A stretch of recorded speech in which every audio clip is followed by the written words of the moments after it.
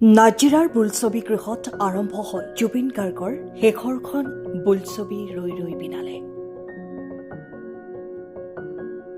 বোলছবিখন প্ৰদৰ্শনৰ পূৰ্বে শিল্পী জুবিন গাৰ্গলৈ শ্ৰদ্ধাঞ্জলি জনোৱা হয়। ৰাজ্যৰ প্ৰতিটো বোলছবি গৃহত শুভমুক্তি লাভ কৰিছে অসমীয়াৰ হিয়াৰ আমঠু হাৰ্টথ্ৰব জুবিন গাৰ্গৰ অন্তিমখন বোলছবি ৰৈ ৰৈ বিনালে। নাজিৰাৰ বোলছবি গৃহতো ৰৈ ৰৈ বিনালেৰ প্ৰথম দৰ্শনী আৰম্ভ।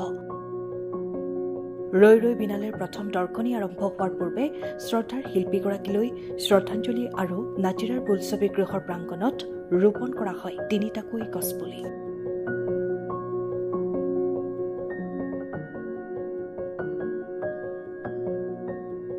নাজিৰাৰ পৰা নয়নমণি ভৰদ্বাজৰ ৰিপৰ্ট, টাইম অফ আছা।